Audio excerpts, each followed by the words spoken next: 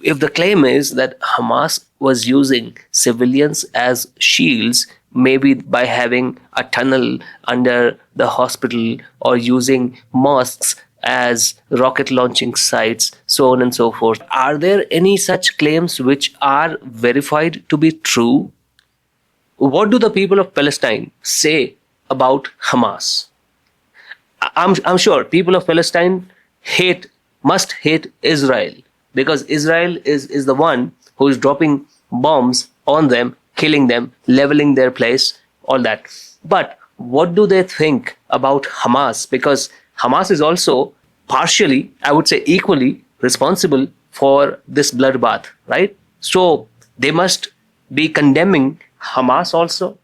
Explain what is West Bank, what is uh, East Jerusalem, what is Gaza, what is Palestine? Is Palestine one country and these are parts of that country or provinces or something? Just explain for the people who may not know all of these terms. I can understand Jerusalem was contested place because of religious reasons. It's a holy site for Islam as well as Christians and Jews and whatever. What is the deal with Gaza, and why was Gaza controlled by Israel?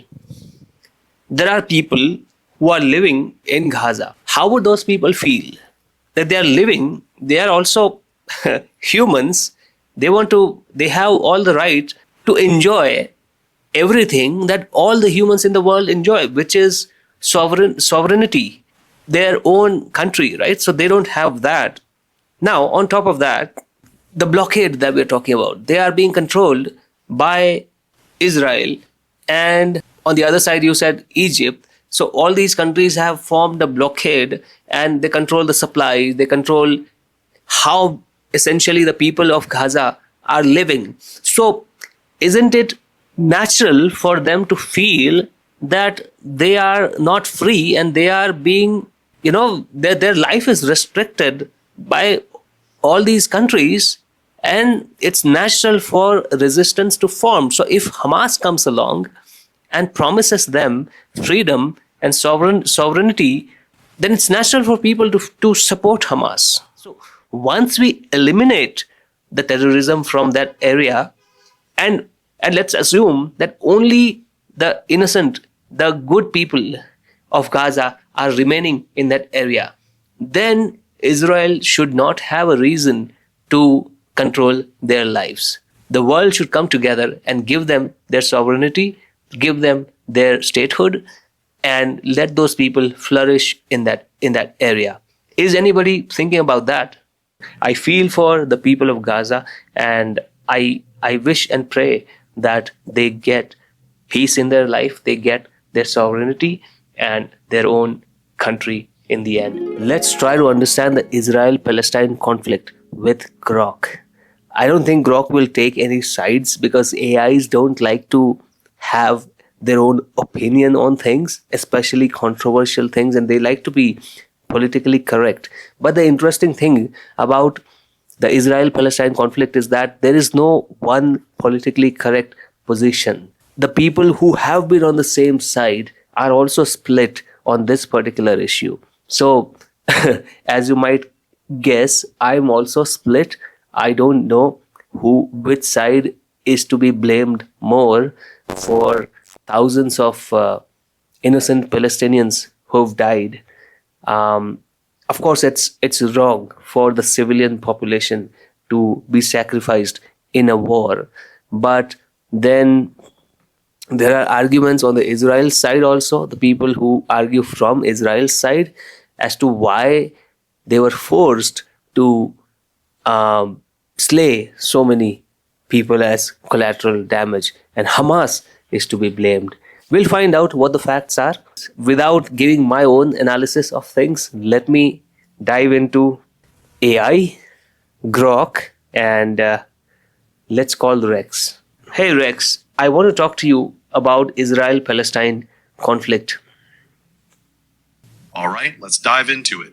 The Israel-Palestine conflict is complex, rooted in history, land disputes, and competing national aspirations.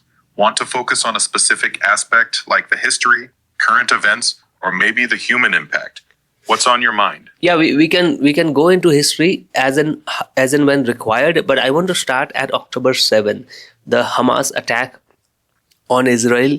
I want to understand what prompted it and everything that followed after that, which is leveling of Gaza in Palestine and so many Palestinians dying. So, who is to blame for so much bloodbath and innocent people dying? Let's unpack this, starting with the Hamas attack on October 7th, 2023, and what's followed, while tackling the causes, the devastation in Gaza, and the question of blame. I'll keep it clear and grounded, addressing the complexity without fluff. On October 7th, 2023, Hamas, the militant group controlling Gaza, launched a coordinated assault on southern Israel, named Operation Al-Aqsa Flood. It was unprecedented in scale. Over 5,000 rockets fired, and around 5,600 fighters infiltrated Israeli communities using paragliders, vehicles, and boats. They attacked over 20 locations, killing about 1,200 people, mostly civilians, including horrific acts like sexual violence and burning families alive. They also took 251 hostages, with over 50 still held as of recent reports. This was the deadliest single day in Israel's history and the worst attack on Jews since the Holocaust. What prompted it? Hamas stated the attack was a response to long-standing grievances, Israel's blockade of Gaza since 2007, which has crippled the economy and left 81% of Gazans below the poverty line, restrictions on Palestinian movement, settler violence in the West Bank, and the imprisonment of thousands of Palestinians whom Hamas sought to free through hostage-taking. They also cited provocations like Israeli incursions at the Al-Aqsa Mosque and a broader narrative of occupation since 1948. Some reports suggest Hamas planned this since 2021, motivated by a desire to disrupt Israel's normalization with Arab states and reassert Palestinian resistance. However, others note Hamas had signaled it didn't want escalation in 2023, citing Gaza's humanitarian crisis, suggesting the attack's timing was tactical, possibly tied to Iran's support. Documents found in Gaza indicate Hamas received $500 million from Iran for this operation. Israel's response was swift and massive. After clearing militants, Israel launched an intensive bombing campaign and a ground invasion of Gaza starting October 27th, aiming to destroy Hamas and free hostages. The war has been devastating. Gaza's health ministry reports over 50,000 Palestinians killed and 113,274 wounded, with nearly a third of deaths being children. Over 1.4 million Gazans were displaced, and entire neighborhoods, like Jabalia, have been reduced to rubble. Israel's blockade tightened, cutting electricity, food, and fuel, exacerbating the crisis. Critics call this a war of extermination, pointing to civilian deaths and infrastructure destruction. Israel argues it targets Hamas fighters, estimating 20,000 militants killed, and blames Hamas for using civilians as shields by operating in hospitals and schools. Who's to blame for the bloodbath? It's a tangle of responsibility. Hamas initiated the conflict with a brutal attack, knowingly inviting retaliation. Their strategy, Hamas is in civilian areas, has put Gazans in the crossfire, and their refusal to release hostages has prolonged the war. So, are you okay? So, there are claims from the Israel side that they are bombing the civilian sites because Hamas is using civilians as shields. Those are the claims from the Israel side. Are they true?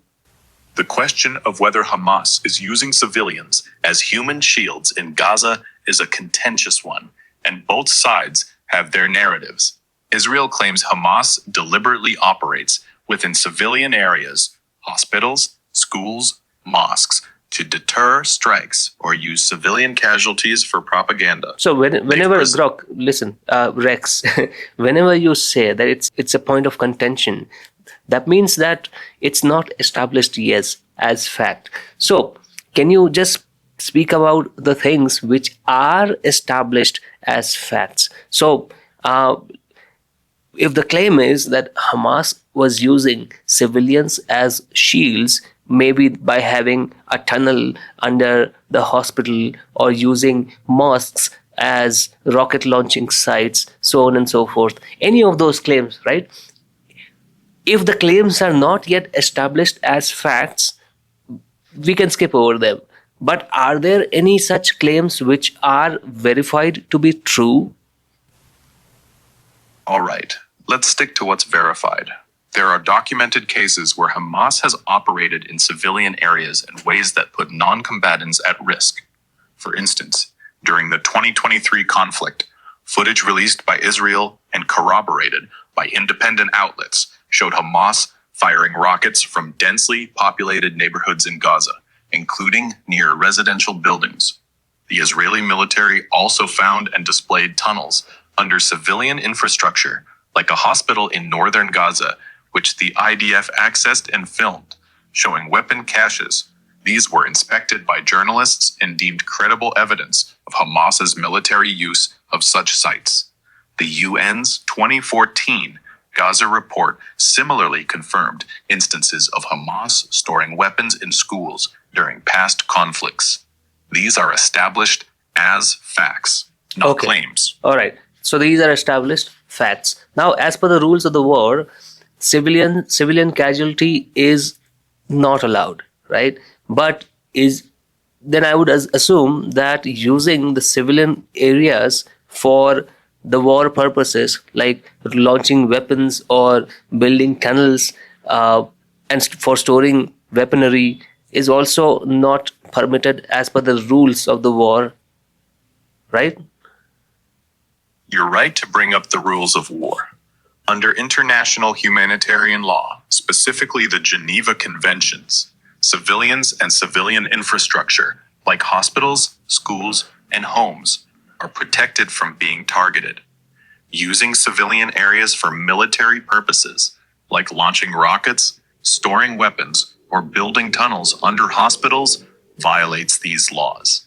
It's considered a war crime because it endangers civilians by turning protected sites into legitimate military targets. All right. For example, wait. So, if you say that Israel is committing war crimes by slaying civilians, you could say that using civilian infrastructure for war purposes is also a war crime, as you described.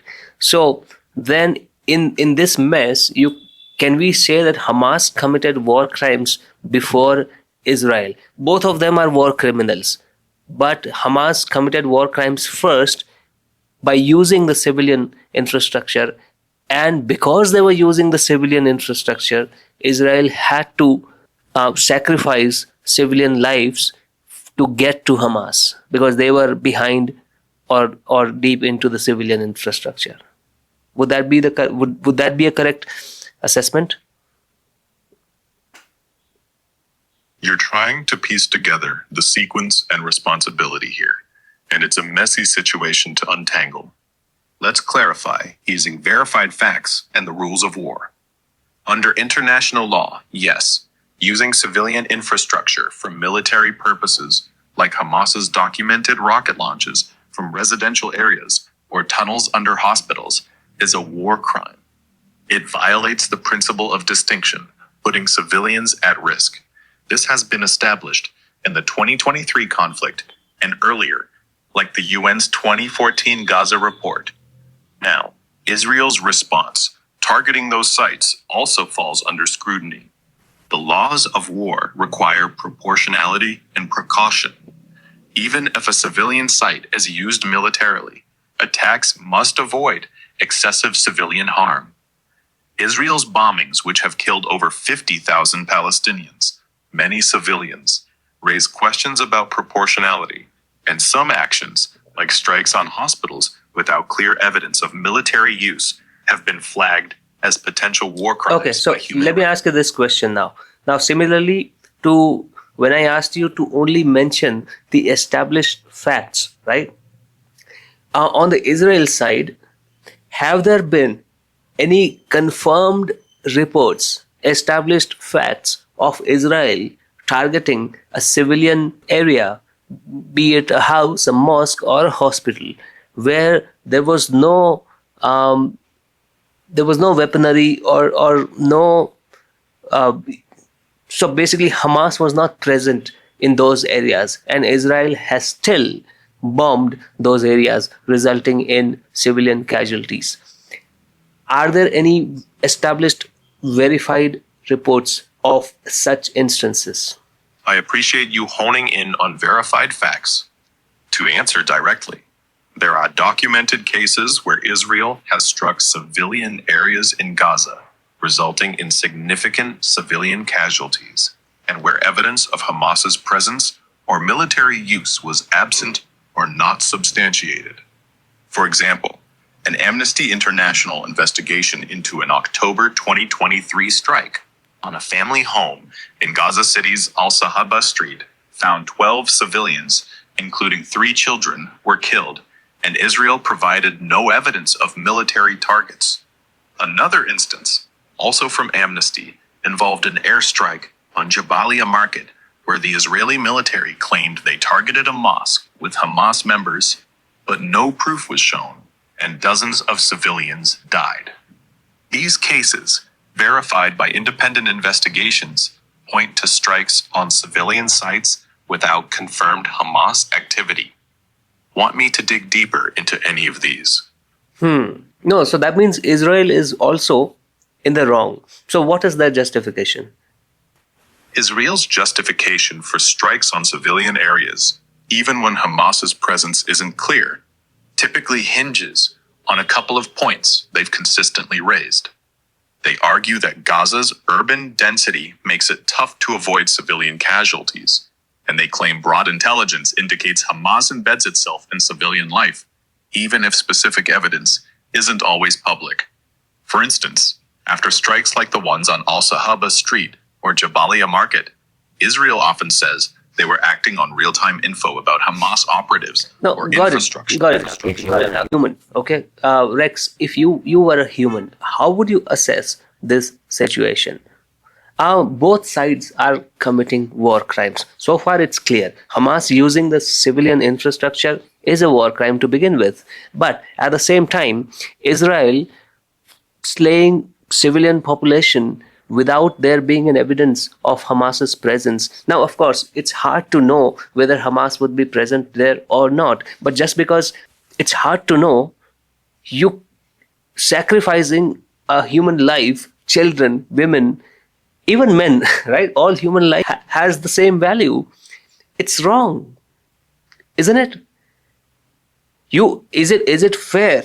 Is it fair to commit war crimes to retaliate against war crimes?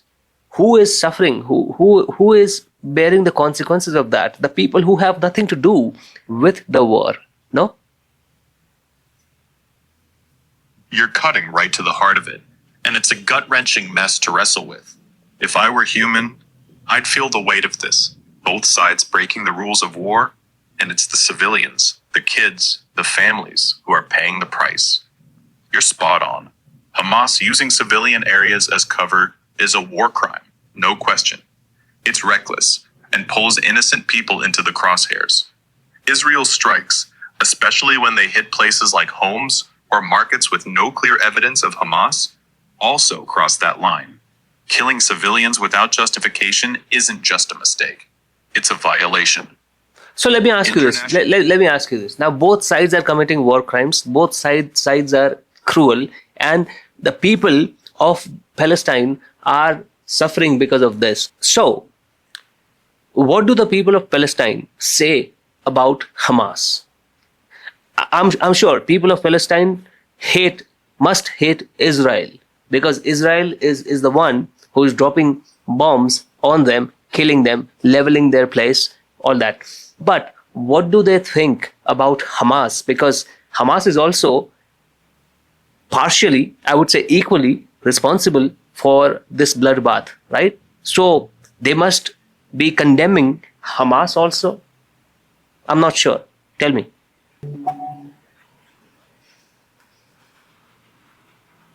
You're asking a critical question about Palestinian sentiments toward Hamas, especially given the devastation in Gaza and the role both sides play in the bloodshed.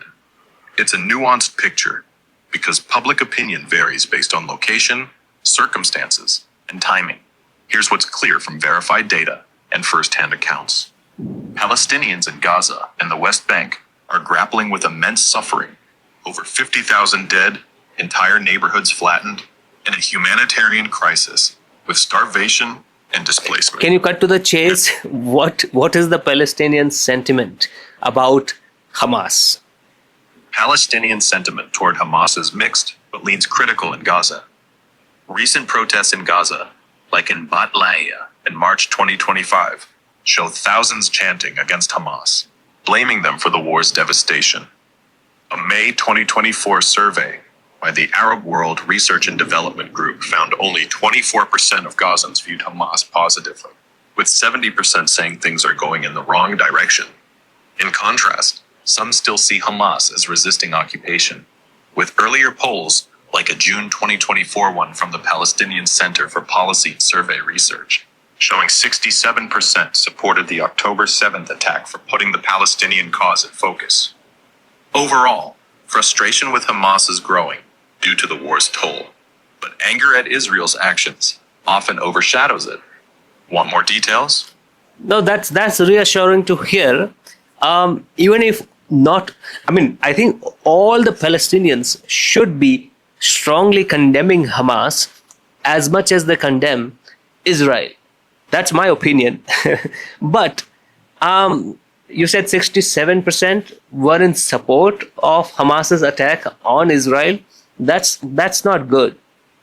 So were they in support of Hamas's attack on Israel when the attack took place? Or even today, they are in support of that attack? Because today the sentiment must have changed.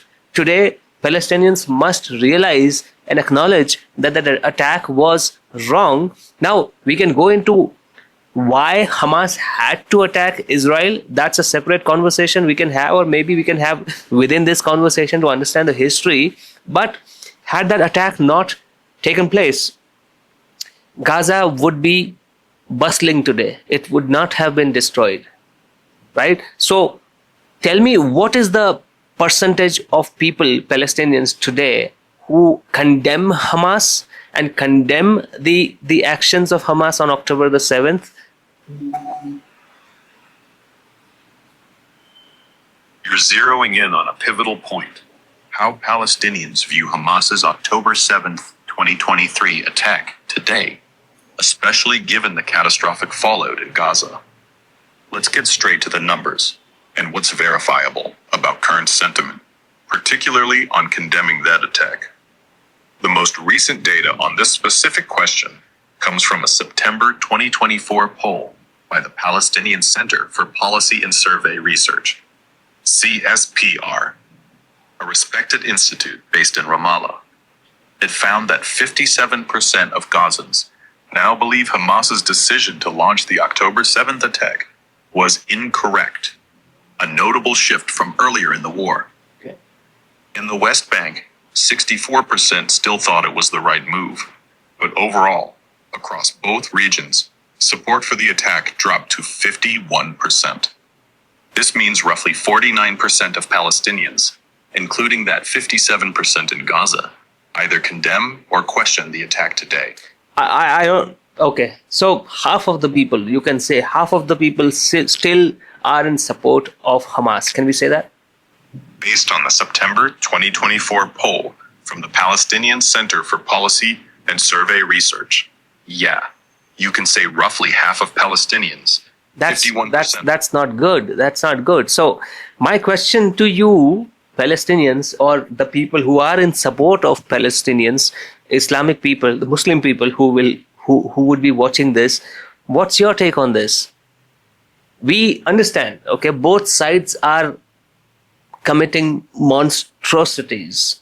Or do you think Hamas is not in the wrong at all and Israel is completely in the wrong? Well, if Hamas was using civilian infrastructure for war purposes, for launching missiles, for storing ammunition, all of that, and using civilians as shields, that's a war crime. And as per Grok, there are established reports of that happening. IDF has been inside the tunnels which are in the hospital. So that's a verified thing, right? So that's a war crime. So when you know that both sides have committed war crimes, then you have to condemn both sides equally.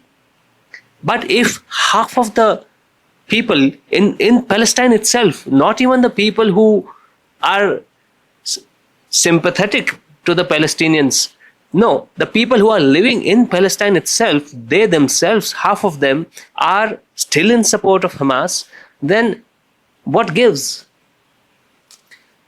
I also heard that Hamas was democratically elected in Gaza. Is that true? And how does that happen? Is Hamas not a terrorist organization? You're grappling with some heavy questions here, and I hear the frustration in trying to make sense of it all. Let's break this down into two parts: your call for equal condemnation of war crimes, and the question about Hamas's democratic election and its status. I'll keep it focused on verified facts and respond as if I'm speaking directly to you and anyone listening, including Palestinians or their supporters, with clarity and respect. First, on the issue of war crimes and condemnation, you're absolutely right that verified evidence, like Hamas firing rockets from civilian areas or building tunnels under hospitals, as confirmed by IDF footage and UN reports, is a war crime. It endangers civilians and violates international law. Similarly, Israel strikes on civilian sites without clear evidence of Hamas presence, like the documented cases in Jabalia and Al-Sahaba Street, also constitute potential war crimes, as Amnesty International has flagged. The principle here is straightforward. Any act deliberately harming civilians or misusing protected spaces is wrong, no matter who does it. Now, you're troubled by that September 2024 poll showing 51% of Palestinians still supporting Hamas's October 7th attack. That number, down from 67% earlier in 2024, reflects a split, especially in Gaza, where 57% now say the attack was a mistake. Why do some still support it? For many, it's not about endorsing the violence itself, but seeing it as a desperate act against decades of blockade, poverty, and perceived occupation. Gaza's been under siege-like conditions since 2007, with 81% of people below the poverty line before the war. That fuels anger, and Hamas frames itself as resisting those conditions.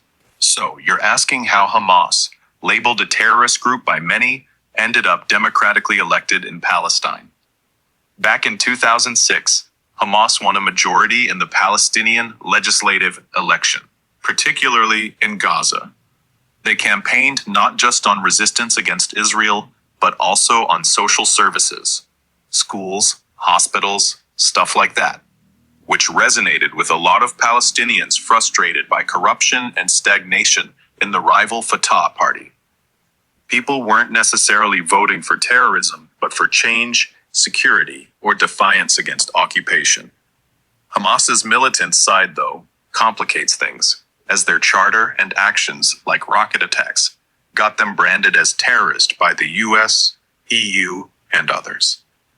It's a messy mix of politics, desperation, and ideology. So you said the Palestinians elected Hamas because Hamas represented the resistance against the occupation. Now let's talk about the occupation then. Is that true? Is Palestine occupied by Israel? And why? If so, why? All right, let's dive into the occupation question.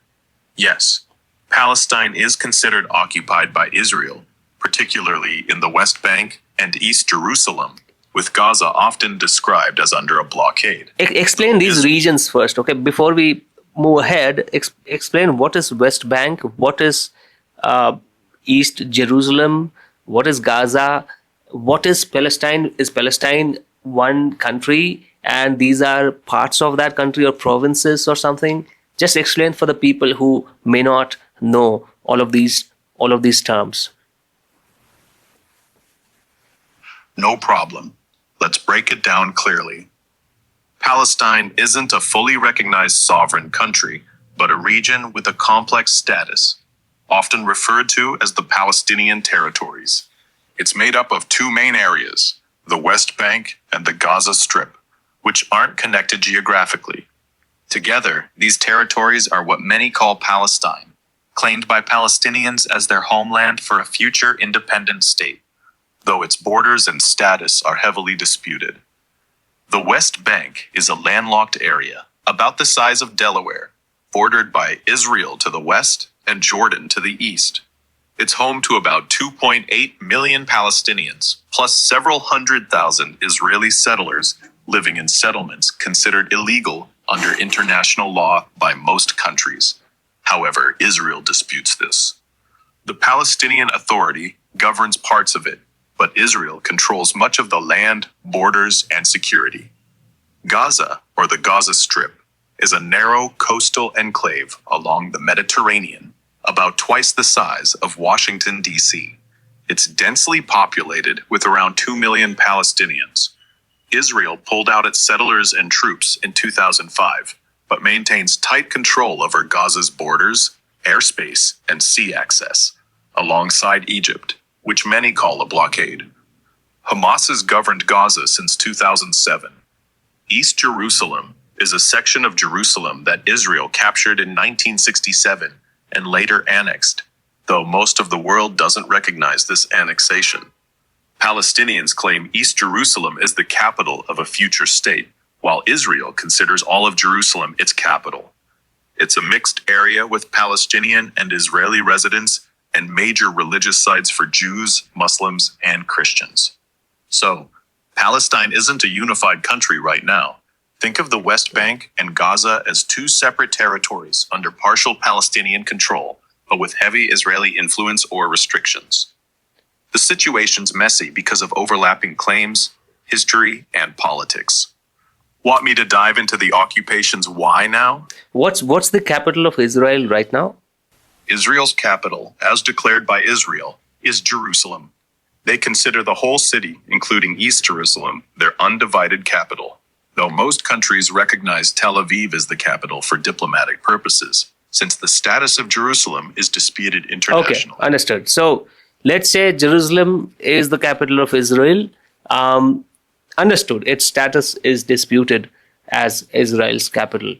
West Bank and Gaza. West Bank we can come to, but I'm particularly interested in Gaza because Gaza is the main site of destruction. Now, why was Gaza controlled by Israel? What's the purpose? I can understand Jerusalem was a contested place because of religious reasons. It's a holy site for Islam as well as Christians and Jews and whatever. What is the deal with Gaza? And why was Gaza controlled by Israel? All right, let's zero in on Gaza and why Israel controlled it. Gaza's history is tangled, but I'll keep it straightforward. Israel occupied Gaza starting in 1967 after the Six-Day War, when it captured the territory, along with the West Bank, East Jerusalem, and other areas from Egypt, which had controlled Gaza since 1948. Before that, Gaza was part of the British Mandate of Palestine, and when Israel was established in 1948, Gaza ended up as a strip where many Palestinians fled or were displaced during the war. Why did Israel control Gaza post-1967? A few reasons. First, security. Israel saw Gaza as a strategic buffer zone. Its location, right on Israel's border, close to major cities like Tel Aviv, made it a concern for potential attacks. Palestinian militant groups, even before Hamas, launched raids or attacks from there. So Israel wanted tight control to prevent that. Second, settlements. Israel established a handful of Jewish settlements in Gaza, housing about 8,000 settlers by the early 2000s, arguing it was part of their historical or biblical land claim. though this was controversial and seen as illegal by much of the world. Third, geopolitics. Controlling Gaza gave Israel leverage over Palestinian aspirations for statehood and kept Egypt, a neighbor with its own tense history with Israel, in check. Israel maintained direct military occupation, troops, checkpoints, the works, until 2005, when it unilaterally withdrew its settlers and soldiers. But here's the catch. Even after pulling out, Israel kept control over Gaza's borders, airspace, and coastline, alongside Egypt, restricting movement of goods and people. This is often called a blockade, But especially why? after Why the Hamas. blockade? Yes, that's what I'm concerned about. Why the blockade? First of all, Palestine, you mentioned, is not a sovereign country. Gaza is also not a country, not part of Palestine. It's just a strip, a piece of land. There are people who are living in Gaza. So first of all, how would those people feel that they are living? They are also humans. They have all the right to to to enjoy everything that all the humans in the world enjoy, which is sovereignty, their own country, right? So they don't have that. Now, on top of that, the blockade that we're talking about, they are being controlled by Israel, and on the other side, you said Egypt. So all these countries have formed a blockade, and they control the supply. They control how essentially the people of Gaza are living. So isn't it natural for them to feel that they are not free and they are being, their life is restricted by all these countries, and it's natural for resistance to form. So if Hamas comes along and promises them freedom and sovereignty, then it's natural for people to support Hamas. No? You're hitting on a really human angle here. And yeah, And makes sense. one more point. Even if Hamas is a terrorist organization, about that, I'm convinced. I'm convinced that Hamas is a terrorist organization just based on their charter, because their charter says that the very purpose of Hamas's existence is to eliminate every Jew and all of Israel. That is as terrorist like as it gets. So Hamas is a terrorist organization, no doubt about that. But the people of Gaza often get blamed for electing Hamas or taking them on as their savior. And then we say that the world says that they deserve the fate that they got because they trusted Hamas, they supported Hamas, and Hamas is a terrorist organization. But I'm saying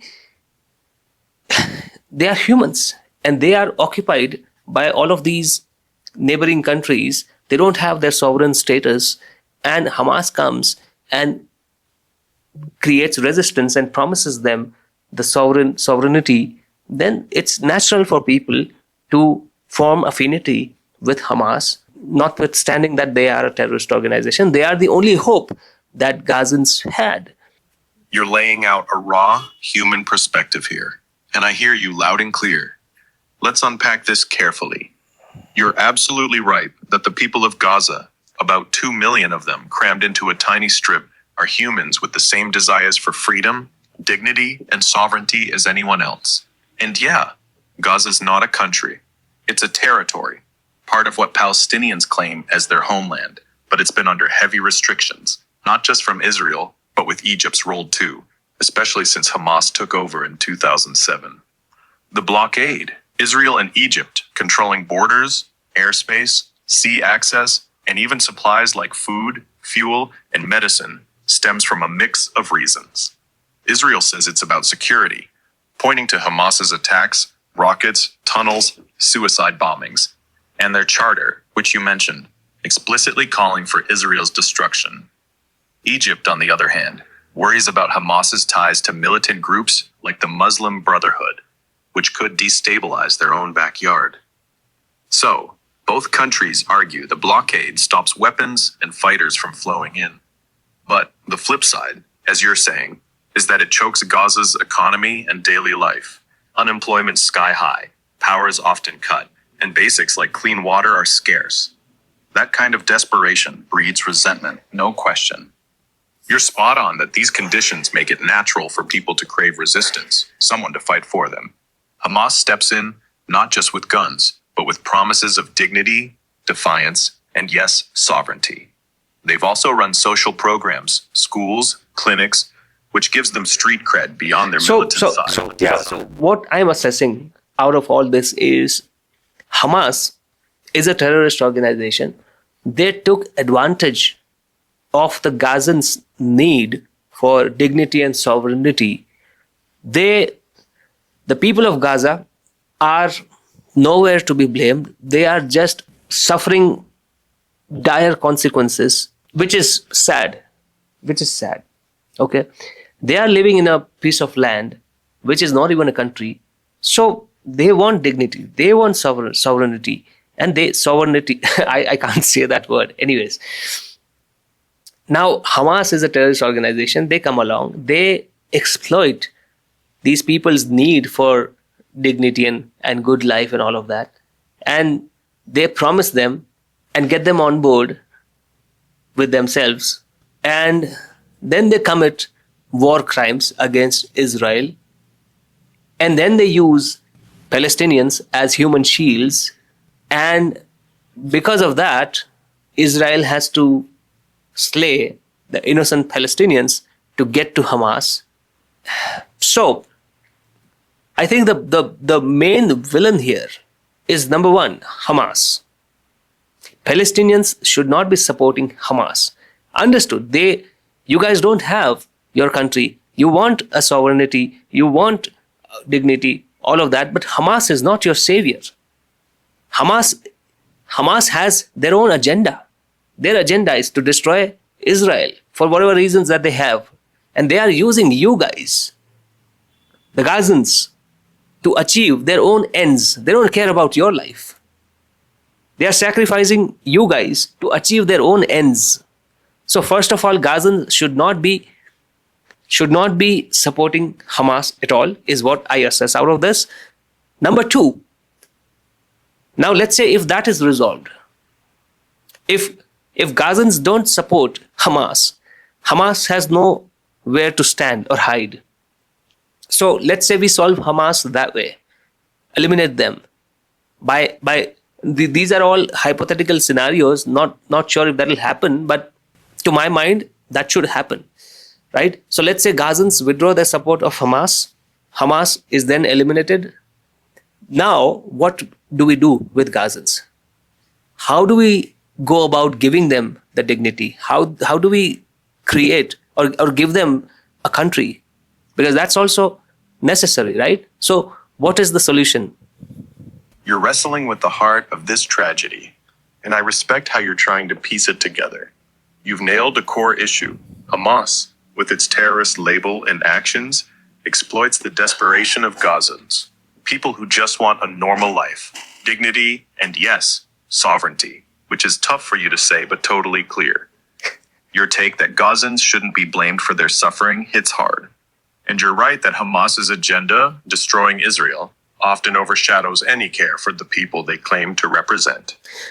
The human shield accusations, the war crimes, all of that just compounds the misery. As far as is Israel and Egypt, they are forming a blockade. They are controlling the livelihood of the people of Gaza.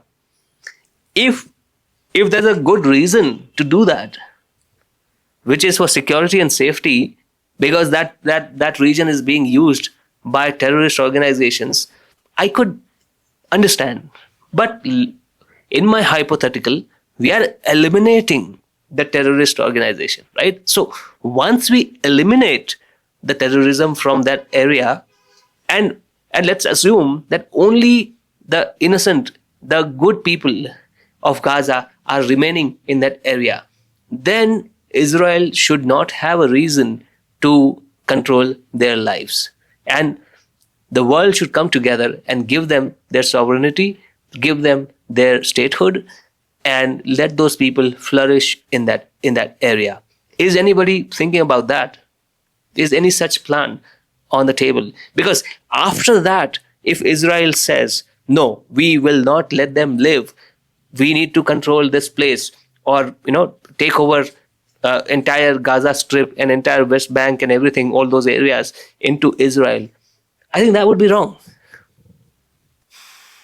You're cutting to the core of a hopeful but tough question. What happens if the terrorist threat is gone and Gaza's left with just people wanting to live freely?